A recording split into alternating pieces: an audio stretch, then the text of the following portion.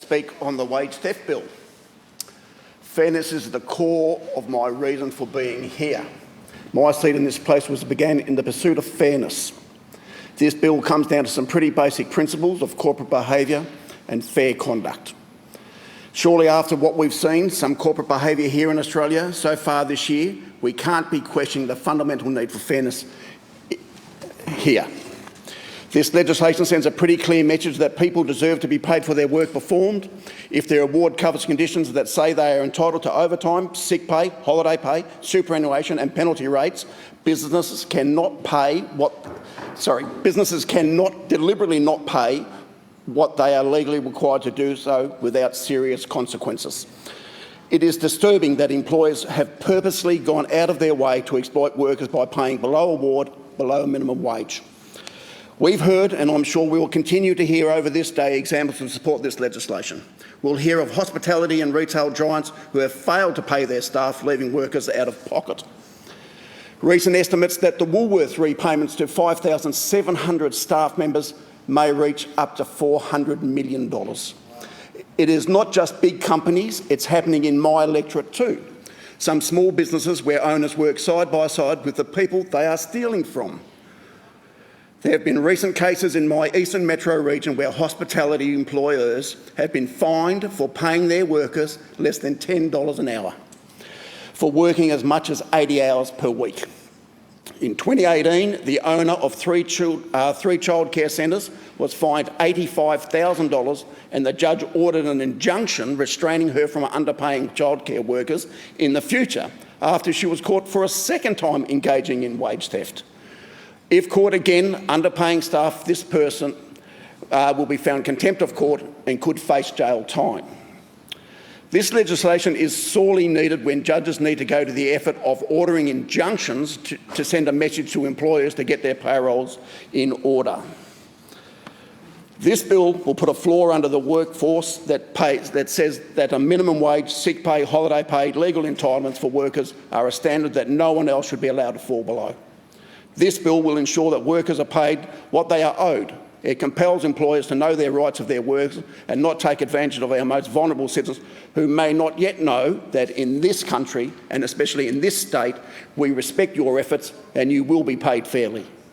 The argument that Victoria isn't the right jurisdiction for this legislation is simply wrong. Wage theft is happening right here and under our noses, and we must do something about it. Not wait for someone to take responsibility, possibly in the distant future. Tell that to the 7-Eleven employees. Wage theft is almost a business model in the hospitality industries, and fines under the Fair Work Act. If you were caught, penalties were not strong enough for corporate Australia to change its behaviour. If it's happening in my electorate, you can bet it's happening in yours. This bill will criminalise the deliberate theft of employee entitlements. It's not okay to plead ignorance, pay it back and take a slap on the hand. We don't see many cases of overpayment of employee entitlements, and most businesses are fairly competent in managing their income side of the books. That wage theft happens at all means we need to call it out. If jail time and harder financial penalties are needed as an incentive for companies to figure this out, then so be it. This isn't about duplicating the work of the Fair Work Ombudsman, but supporting that office. By introducing the concept of dishonesty into the Fair Work laws, we then require employers to do everything in their power to make sure that their workers are paid correctly. How can anyone suggest that now is not the time, or is that businesses need an amnesty on stealing and cheating their workers in order to get back on their feet after the bushfires and COVID-19 shutdowns? That passes nobody's pub test. We're not asking them to do anything more than meet the pay standards that they are already legally required to meet.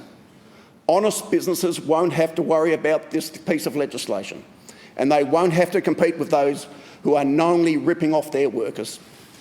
Now is exactly the right time to ensure that workers are getting paid what they are entitled. Those who are most likely to be victims of wage theft are already the lowest paid workers. They're the ones who have suffered most through the lockdowns, losing jobs and lining up for Centrelink payments. They are workers who can't afford to miss out on a fair day's pay from their work, and for some of these workers, getting paid correctly is the difference between paying the rent and putting food on the table. I hope over the coming years that this type of legislation expand to include fairness and dignity for workers, where companies use cute classifications such as contractor partner to avoid their responsibilities. Last week, the Californian regulator in the United States decided people who drive for rideshare operators are employees and are eligible for employee entitlements. These companies prey on vulnerable people and game the system for profit at the expense of people who work for them. It's refreshing to see regulators calling them out at last. If they were contractors or even partners, they wouldn't be taking below the minimum wage. They'd be invoicing for the hours and the efforts provided. Here in Victoria, we've seen an explosion of driver numbers in the commercial passenger vehicle sector since deregulation in 2017, and now have over 110,000 drivers on the streets competing for work.